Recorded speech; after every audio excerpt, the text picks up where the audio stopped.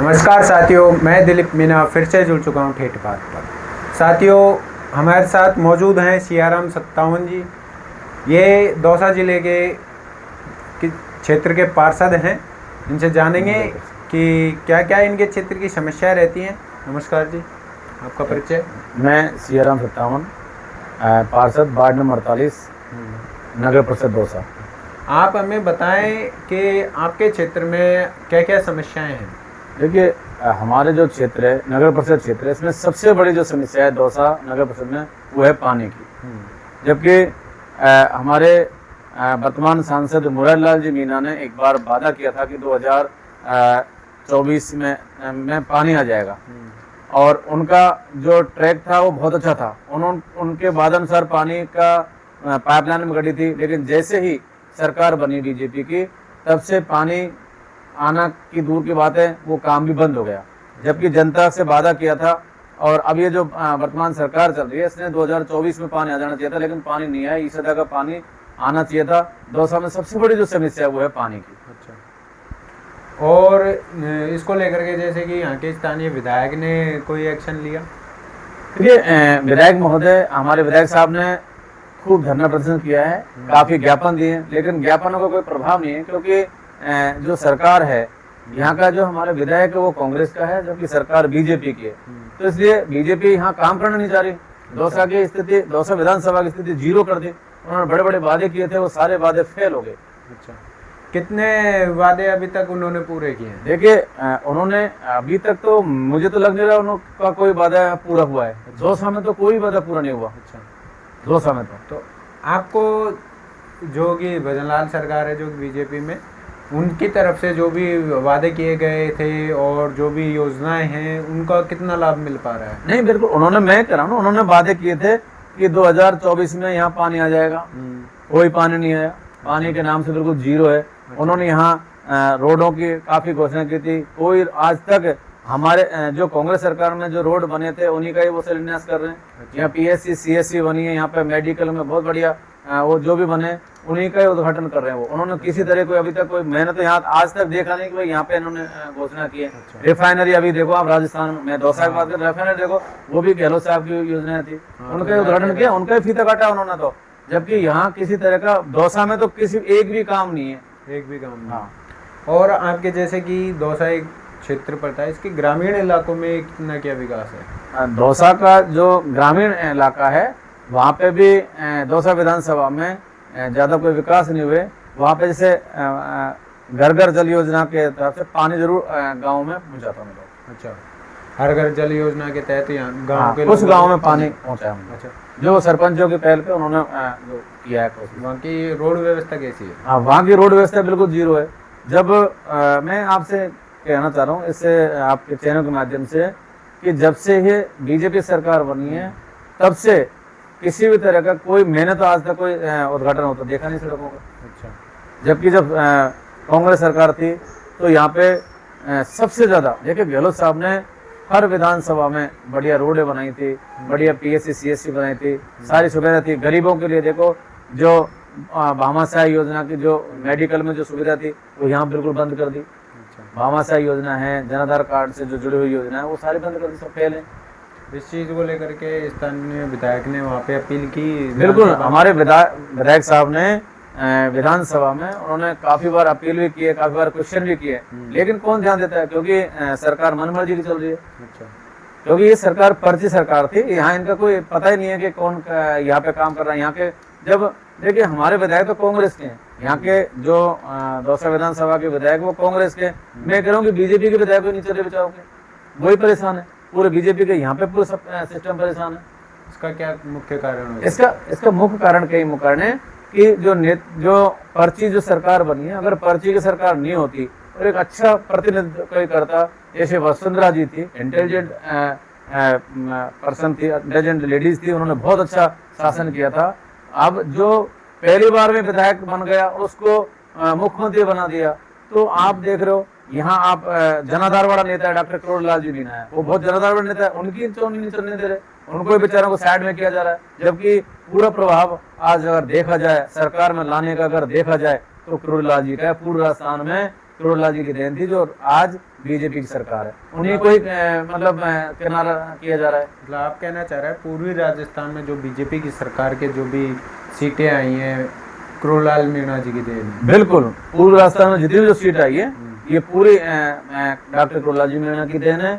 और जिसने भी उनको वोट दिया था, पूर्व राजस्थान की जनता ने जो वोट दिया था वो इसलिए दिया था कि वास्तव में एक जननायक जिन्होंने कि गहलोत सरकार में इतने आंदोलन किए कि पूरा हिंदुस्तान जानने लग गया कि क्रोलाल नाम का व्यक्ति जो कि वास्तव में एक संघर्षी नेता था, और उसकी वजह से यहाँ पे पूरा राजस्थान में यहाँ बीजेपी सरकार है, लेकिन बिल्कुल जीरो है। अगर पर्ची से सरकार बनी है वहां से ऑर्डर आ जाते हैं, यहाँ तो कोई धड़ी धोड़ी नहीं है, बिल्कुल नहीं है। शिक्षा को लेकर के आपके क्षेत्र में क्या व्यवस्थाएं हैं? देखो मैं बताऊँ, शिक्षा के क्षेत्र में जब यहाँ कांग्रेस सरकार थी और जब मुरारी लाल जी यहाँ मंत्री थे तो राजस्थान में दौसा जिला दूसरे नंबर पर शिक्षा में था। आज आप उठा के देखिए, शिक्षा का बिल्कुल ढर्रा जीरो हो गया है, और हमारा दौसा जिला का जो नंबर है अब करीब 33वां नंबर आ गया, जबकि शिक्षा में दूसरे नंबर पर था दौसा जिला जब कांग्रेस सरकार थी और मुरारी लाल जी जब मंत्री थे। क्योंकि आप ये देख रहे होंगे कि मुरारी लाल जी हमेशा शैक्षिक संवाद करते थे।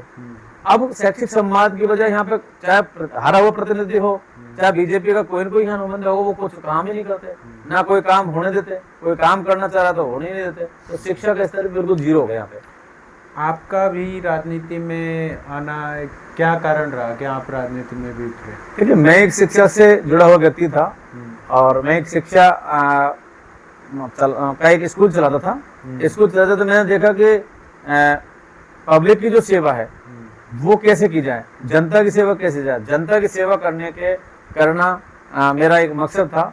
और मैंने सोचा कि मैं एक अच्छी पहल पे जनता की सेवा करूंगा। हालांकि मैं निर्दलीय चुनाव जीता था, मैं कांग्रेस का प्रवक्ता होने के नाते मेरा टिकट कट गया था। उसके बाद भी टिकट कटना एक अलग चीज है, लेकिन जनता ने टिकट नहीं काटा और मैं यहाँ से पहली बार पार्षद बना। तो पार्षद बनने पर मैंने जो जनता के लिए जो काम किया था, आज मेरे वार्ड में किसी भी तरह कोई समस्या नहीं है। बस समस्या है तो वो पानी की समस्या है।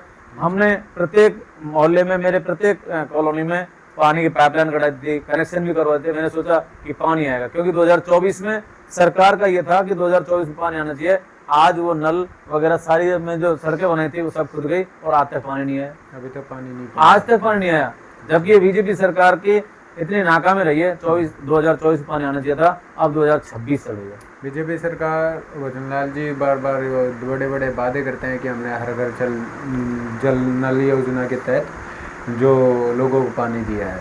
नहीं, लोगों को पानी देते तो मैं आपके चैनल के माध्यम से कह रहा हूँ कि आदरणीय भजन लाल जी, आपने वादा किया है। मैं ये कह रहा हूँ कि यहाँ दौसा में किसी भी तरह ना तो आज तक पानी आया, ना आज तक जो हमारी जो सड़कें उनका रिपेयर ही नहीं हुआ।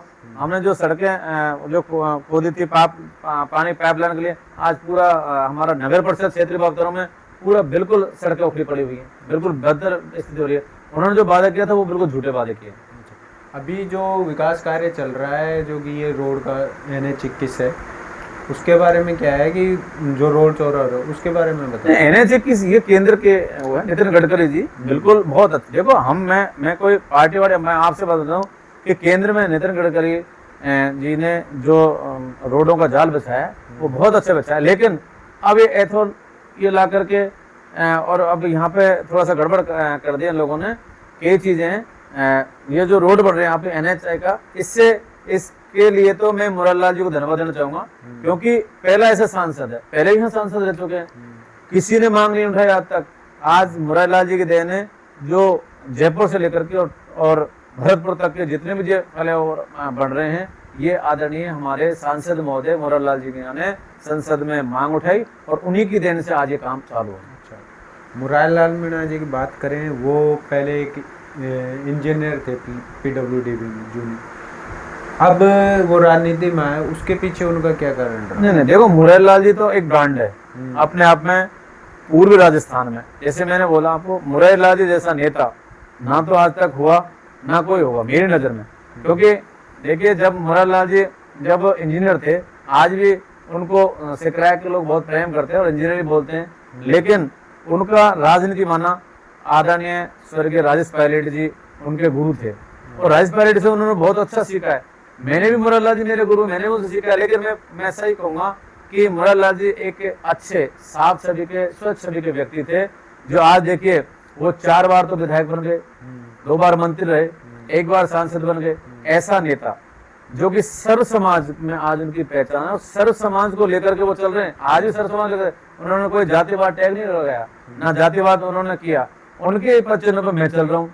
मैंने देखा है मुरारलाल जी मीना मेरा टिकट भले भी काट दिया उन्होंने, कोई दिक्कत नहीं थी। उनकी मजबूर हो सकते थे, कोई समस्या हो सकती थी, कई मजबूर होते हैं, लेकिन दिल में आज मुरारलाल जी है। सर्व समाज में, दौसा में तो मुरारलाल जी एक ब्रांड है और उसका कारण ये आज इंजीनियर से लेकर के आज सांसद तक वो पहुंचे हैं। सांसद तक पहुंचने के पीछे एक कारण था, क्योंकि उन्होंने गरीबी देखी थी।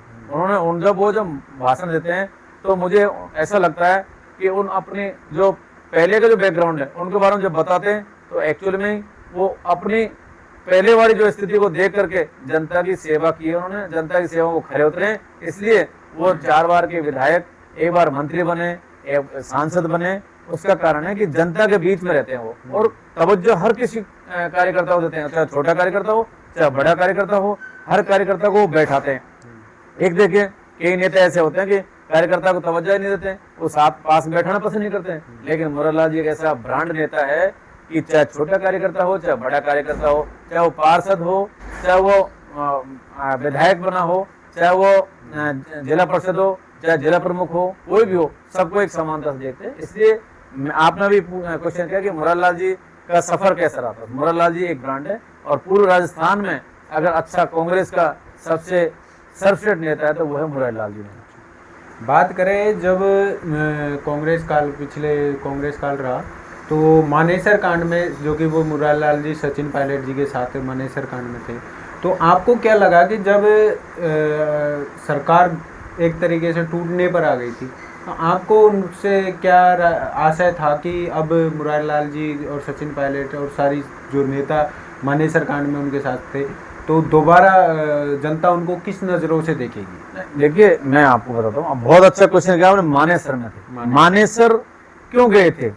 मानेसर वो सरकार गिराने नहीं गए थे, मानेसर वो इसलिए गए थे कि आदरणीय सचिन पायलट जो एक ब्रांड है, जो इतना अच्छा वक्ता है, और आज सचिन पायलट देखिए कि युवा सोच का युवा नेता है।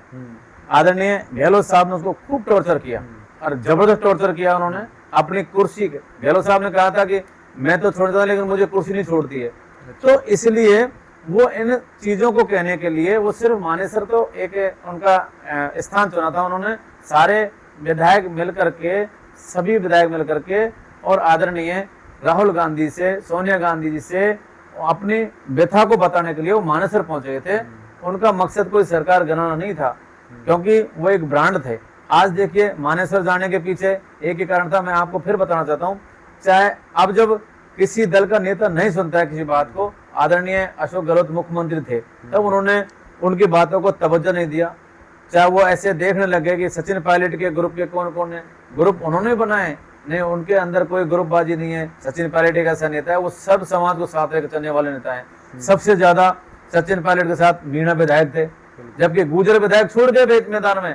गुर्जर विधायकों को छोड़ना नहीं चाहिए था। सचिन पायलट अगर गुर्जर, देखो जातिवाद करते हैं, क्योंकि सचिन पायलट एक ऐसा ब्रांड है, वो मीणाओं में भी अपने प्रत्येक विधायक को वो अच्छा मानता है।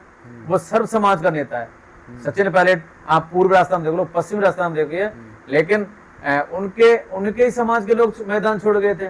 कुछ लोग ऐसे थे जो गहलोत से जुड़े हुए थे, गुट तो गहलोत साहब ने पाड़े थे, जबकि गहलोत साहब एक अच्छे व्यक्ति होते हुए उन्होंने थोड़ा सा उनको टॉर्चर किया था। इसलिए उस बात को कहने के लिए मानेसर गए थे, वरना सरकार गिराना उनका लक्ष्य नहीं था, क्योंकि सरकार कांग्रेस विचारधारा के व्यक्ति थे सारे। आपको क्या लगता है कि जो हनुमान बेनीवाल है, सचिन पायलट के बारे में ऐसे बोलते हैं कि वो तो रूप की रानी है, धूप में निकलेंगे तो काले हो जाएंगे, उन पर ऐसी टिप्पणी करते हैं, तो क्या आपको लगता है कि सचिन पायलट वाकई धूप में नहीं निकलते ऐसे? नहीं, देखिए मैं आपको बताना चाहता हूँ, हनुमान बेनीवाल जी जो हैं वो पहले बीजेपी के नेता हुआ करते थे। बीजेपी में जब उनकी चौनी नहीं चली तो उन्होंने अलग पार्टी बना ली, अब वो समेट कर रह गए। सचिन पायलट के ऊपर इस तरह के व्यंग जो हनुमान बेनीवाल जी कर रहे हैं वो सही नहीं है, क्योंकि मैंने तो आदरणीय पायलट साहब के साथ में दिल्ली में बादरी विधानसभा क्षेत्र में मुझे मुरारलाल जी ने भेजा था, तो खुद सचिन पायलट साहब हमारे साथ साथ प्रचार करते थे। आप यहाँ दौसा में देखिए, वो रोड टू घर घर घूमे, ऐसी कोई बात नहीं है। अब वो स्मार्ट है, इंटेलिजेंट है और इंग्लिश टू इंग्लिश बोलता है, ये नेता कोई बोल नहीं सकता। हनुमान बेनीवाल इतना ज्यादा पढ़ा लिखा भी नहीं है। सचिन पायलट अच्छा ब्रांड है, पढ़ाई में इंटेलिजेंट व्यक्ति है, वो इंग्लिश टू इंग्लिश बात करता है, तो वो तो देखिए अब कोई कुछ भी कह सकता है। हनुमान बेनीवाल जी को मैं तो नहीं समझता कि वो एक बहुत बड़ा नेता है। हाँ, मैं मानता हूँ उधर जाटों को लेकर के ऐसे धरना वगैरह वो खूब करते हैं, लेकिन पायलट साहब के बारे में वो जो टिप्पणी करे वो सही नहीं करते। क्या लगता है वो ऐसी टिप्पणी कर करके उन्होंने भी अब शायद जाट समाज को भी छोड़ दिया है, जाट समाज ने भी उनको छोड़ दिया है, क्योंकि अब भी जाट समाज उनका खुद का समाज भी साथ में नहीं लग रहा उनके। नहीं, साथ में इसलिए नहीं लग रहा ना, वो इस तरह के जातिवाद वाली बातें करते हैं कभी कभी। मैंने देखा है, अगर वो जातिवाद वाली बातें नहीं करते तो जाट समाज उनका भरपूर सहयोग करता। चाहे आप महिपाल मदेरणा को देखिए, महिपाल मदेरणा जो ब्रांड थे, वो ब्रांड हुआ करते थे, उनकी जो लड़की है दिया मदेरणा, वो इतनी इंटेलिजेंट है क्योंकि वो चाहती थी कि एक अच्छा कांग्रेस का वजूद बना रहे, लेकिन हनुमान बेनीवाल जी जातिवाद पे ज्यादा ध्यान देते, इसलिए उन्हीं के लोगों ने उनको छोड़ दिया। अच्छा, और बात करें अशोक गहलोत और सचिन पायलट के बीच जो क्राइसिस हैं, आपको क्या लगता है फ्यूचर में 2028 के चुनाव में अगर कांग्रेस अपनी सरकार बनाती है तो सीएम आप किसको देखना चाहेंगे, और सरकार आपके जो केंद्र से आपकी सरकार आती है तो आप किसको सीएम बनाना चाहेंगे? देखिए राजस्थान में देखो, मैं तो देखने की आप बात कर रहे हो वो अलग बात है। जब राजस्थान में जब सीएम बनता है ना, तो हाईकमान तय करता है। बिल्कुल, कभी किसी का चेहरा देख के नहीं करता, हाईकमान तय करता है। लेकिन जो व्यक्ति अच्छा काम कर रहा है, अच्छा व्यक्ति काम कर रहा है, उसको मौका देना चाहिए। मैं मानता हूँ, मैं पायलट साहब को बहुत तवज्जो दे करके मैं आपके माध्यम से बताता हूँ कि पायलट साहब एक ऐसे ब्रांड है, वो सर समझ लेके चलते हैं। वो उन्होंने आज तक के जीवन में, आज तक इतिहास में उन्होंने किसी भी तरह कोई टिप्पणी नहीं की। जबकि गहलोत साहब 3 बार के मुख्यमंत्री बन गए, उन्होंने जो टिप्पणी की थी, उन टिप्पणी की वजह से ही राजस्थान में कांग्रेस बनती, लेकिन बीजेपी सरकार बनती। अच्छा, तो मतलब ब्रांड तो पायलट साहब है। बाकी तय तो हाईकमान करेगा कि मुख्यमंत्री पायलट साहब बने, अशोक गहलोत बने, या दोनों में से कोई और बने। ये भी हो सकता है, कोई जरूर नहीं है कि दोनों में बने। अभी अगर जनता कार्य की प्रगति से देखे, अगर सरकार के कार्य आपके क्षेत्र में नहीं आ पा रहे और स्थानीय विधायक द्वारा कितने कार्य कराए गए हैं, तो आपको क्या लगता है कि दोबारा स्थानीय विधायक हैं जो दोबारा सत्ता में आ पाएंगे? नहीं, देखिए मैं बताऊं आपको, डीसी बैरवा जी एक सरल स्वभाव के व्यक्ति हैं और वो सबको साथ रख चलते हैं, ये मैंने देखा है। डीसी बैरवा जी विधायक बन गए, लेकिन उन्होंने कभी छोटे बड़े का उन्होंने फर्क नहीं किया, क्योंकि उनके जो राजनीतिक गुरु है वो है मुरारलाल जी। मैं ठीक है, मेरे राजनीतिक गुरु मुरारलाल जी है, क्योंकि उनसे सीखा है। हमने तो मुरारलाल जी सीखा है कि सबको साथ लेकर चलना। वो अलग बात है कि चुनाव में हार जीत कब होती है, अच्छे हार भी जाते हैं, चुनाव जीत भी जाते हैं, लेकिन डीसी बैरवा एक ऐसा विधायक है, मैं आपको बताना चाहता हूँ आपके चैनल के माध्यम से, कि वो सबको साथ लेकर चलते हैं। वो छोटे बड़े में फर्क नहीं पड़ते और सरल स्वभाव के व्यक्ति हैं, युवाओं की ज्यादा फोकस रखते हैं। अच्छा, और बात करें आपके क्षेत्र में रोजगार के लिए, आपके क्षेत्र के जो रोजगार हैं, किसान हैं, जो मजदूर वर्ग के लोग हैं, उनको आपके क्षेत्र में मिल पाता है कि रोजगार, या फिर बाहर जाना पड़ता है इसके लिए? नहीं, देखिए यहाँ पे इतना भी रोजगार का वो नहीं है, कोई इंडस्ट्रियल। मैं बताऊँ आपको, बिल्कुल आप उसी पर पहुँच गए।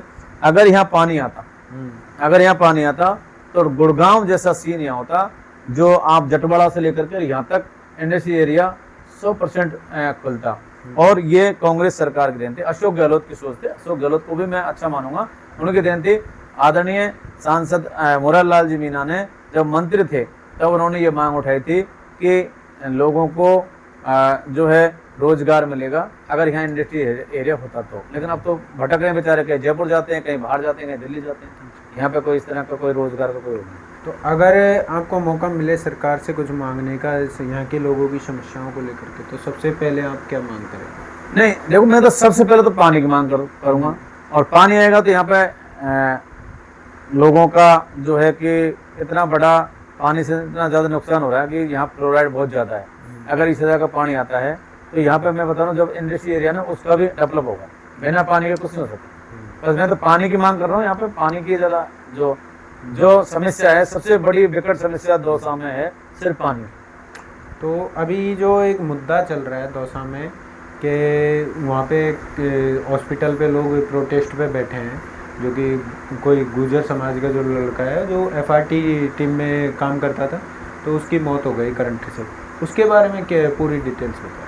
नहीं, मैं अभी वहाँ जाके आया हूँ, और वो बेचारा गरीब परिवार से था, 6,000 रुपये की नौकरी करता था, छोटे छोटे उसके बच्चे हैं, 3 भाई हैं, और उसका पिताजी भी भेड़ चराता है, और उसकी मौत हो जाती है। तो हालांकि सरकार से अभी समझौता की वार्ता चल रही है, और ऐसे इस तरह की मौत होती है। तो अब देखिए यहाँ पे जो सरकार है, क्या कारण था, कैसे उसके करंट की? नहीं, वो तो किसी ने मतलब जो है उच्च अधिकारी ने या उनके ठेकेदार ने भेजा था कि भाई वहाँ लाइट खराब हो गया, आप वहाँ सही करके आए। अब वो बेचारा रात में चला गया।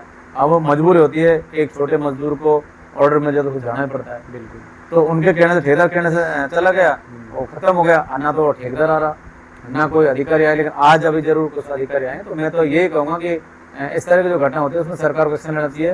लेकिन बीजेपी की जो सरकार है वो इस तरह की मौतों में अभी तक यहाँ पर कितना वो किया गया है प्रशासन द्वारा यहाँ पे? नहीं, अभी हमारे जो एडीएम साहब है, एसडीएम साहब है, और सीओ साहब शंकरलाल जी मीना है, रविंद्र जी एडीएम साहब हैं, एसडीएम संजू मीना है, यहाँ सब वहाँ पहुँचे थे। वार्तालाप हो रही है, वैसे सकारात्मक वार्तालाप हो रही है, और निश्चित ही जल्दी ही उन मांगों को मान लिया जाएगा।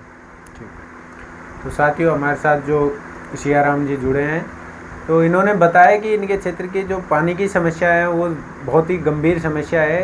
पानी, सरदा का पानी जो कि यहाँ के जो कांग्रेस सरकार में ही अलॉट हो चुका था, लेकिन अभी तक इनके क्षेत्र में लोगों को पानी नहीं मिल पाया है, और इसकी वजह से यहाँ के क्षेत्र के लोगों को बहुत परेशानी होती है। और इस बात पर आपका क्या मत है, कमेंट सेक्शन में ज़रूर बताना। और ऐसे ही यहाँ के स्थानीय लोगों की ग्राउंड रिपोर्ट जानने के लिए जुड़े रहिए हमारे साथ, हमारे चैनल ठेठ बात पर। तब तक के लिए धन्यवाद।